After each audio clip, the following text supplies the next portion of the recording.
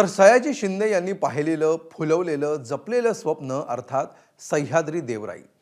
बीडच्या पालवणमध्ये एक उघडा बोडका डोंगर या देवराईनं हिरवागार केला. त्यांच्या या कार्याची विविध पातळीवर दखल घेतली, पण याच सह्याद्री देवराईला आग लागली. ती आग लावली की लागली हा प्रश्न अजूनही अनुत्तरित आहे, पण त्यामुळे संशयाचा धूर मात्र मोठ्या प्रमाणावर पसरलाय.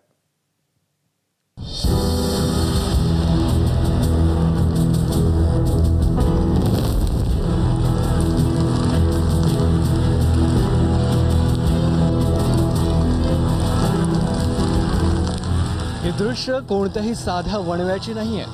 या आगीत धुमसतंय तरारलेलं, बहरलेलं जिवंत स्वप्न.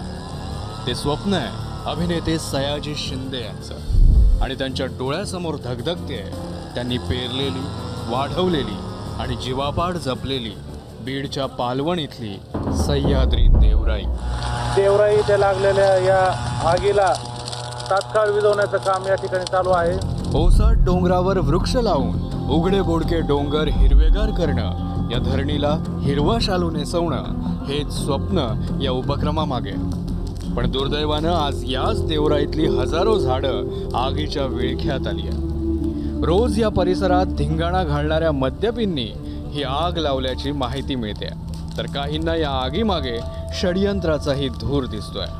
डिसेंबरपासून मेपर्यंत महाराष्ट्रासाठी फार वाईट प्रसंग आहे. जिथं जिथं डोंगरात काहीतरी सहज न्यूसन्स करतात, सिगरेट ओढतात, बिडी टाकतात आणि आग लागते. आणि कधी कधी गैरसमज आहे की गवत जाळल्यानंतर परत चांगलं होतं, पण ॲक्च्युली खूप खूप नुकसान होतं निसर्गाचं. बीडची ही घटना फार दुर्दैवी वाईट आहे. फायर ब्रिगेडचे लोक रातोरात गेले आणि त्यांनी वाचवलं. तर वन विभाग असेल, फायर ब्रिगेडची लोक असतील, ह्या लोकांनी जाऊन प्रयत्न केले, पण मुळात बीडला सगळ्यात झाडं कमी आहेत. मुळात बीडला झाडं कापण्याची मशिनरी जास्त आहे. या आगीची माहिती मिळताच वन विभाग आणि अग्निशमन दलाचे जवान घटनास्थळी दाखल झाले आणि तातडीनं त्यांनी या आगीवर नियंत्रण मिळवलं. साधारण किती एकरचा हा संपूर्ण परिसर आहे आणि काय या आगीचं नेमकं कारण आहे? नाही, हा जो परिसर आहे हा सह्याद्री देवराईच्या लगत असलेला 1 किलोमीटर पिंपळवाडीचं शिवार आहे. हा जवळपास 20 हेक्टरचा एरिया आहे वन विभागाचा. रात्री 7-7:30च्या दरम्यान जी आग लावली तर नक्कीच यापुढं जर आम्हाला असं कोणी करताना दिसलं वन क्षेत्रामध्ये, तर नियमानुसार वन गुन्हा दाखल करून त्यांच्यावर जी काही दंडात्मक कारवाई केली जाईल. या आगीमुळे दुर्मिळ देशी वृक्ष, औषधी वनस्पती आणि नव्यानं लावलेली रोपं जळून खाक झाली. हे दृश्य पाहून आपल्या घरातील कोणीतरी व्यक्ती गेल्यासारखं वाटलं, असं सयाजी शिंदे म्हणाले. झाड फार विचार असताना न बोलता आपल्याला जगवत असतं, काही आपल्याकडून मागत नाही. आणि अशा झाड नावाच्या गोष्टीकडे आपण किती संवेदनशीलनं बघितलं पाहिजे ना. म्हणून म्हटलं की झाडं आपली आईबाप आहेत खरे.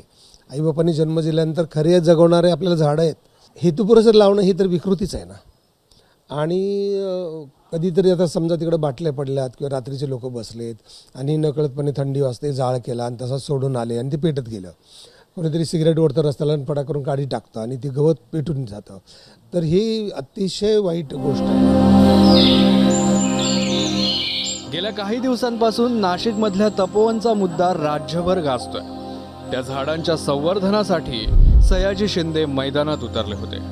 राजकारणाशी आपला संबंध नाही, फक्त झाडं वाचवणं हा आपला हेतू असल्याचं सयाजी शिंदेंनी स्पष्ट केलं होतं. याचाच रोष मनात ठेवून सह्याद्री देवराईमध्ये आगीची ठिणगी तर कोणी टाकली नाही ना, अशी चर्चा दबक्या आवाजात समाज माध्यमांवर सुरू आहे. त्याच्यामुळे ऑक्सिजन कोण देतं? त्यामुळे तुमच्याकडे 500 किलो सोनं असलं तरी खाणार आहे का ते? तुम्ही अन्न पाणीच खाणार ना. मग अन्न पाणी कोण देतं? झाडच देतं ना. मग झाड हे आयुष्यातली किती महत्त्वाची गोष्ट आहे. एवढा विचार माझा जर पटत असेल तर तो घ्यावा. आणि तपोवन वाचलंच पाहिजे. तपोवनाच्या बाबतीत फार चूक केली आहे शासनाने, ती चूक परत होता कामा नये. महाराष्ट्रातल्या देवराई बनवणारे आमचे जे सगळे आहेत, म्हणजे सह्याद्री देवराईचे आणि अजून अनसंग हिरो भरपूर झाडाचं काम करणारे, त्यांचं खूप अभिनंदन. 30-35 देवराई आता झाल्यात. 40पर्यंतचा आकडा म्हणजे घडतं आहे, प्रॅक्टिकली यायला लागेल. मला जीवन देतोपर्यंत मला 100 देवराई करायच्यात असं मी स्वप्न घेऊन जगतो. शाळेत शिकत असताना झाडे लावा झाडे जगवा हा सुविचार आपण सगळ्यांनीच घोकला असेल, पण वास्तवात जेव्हा एखादी व्यक्ती झाडं वाचवण्यासाठी धडपडत असेल तेव्हा त्यांच्या हातांना बळ देणं तर दूरच, पण त्यांनी त्यांच्या हातांनी फुलवलेल्या स्वप्नाला जर अशी चूड लागत असेल तर तो चिंतेचा आणि चिंतनाचाही विषय आहे. विकास मानेसह सूरज सावंत, ABP माझा, बीड. ABP माझा, उघडा डोळे बघा नीट.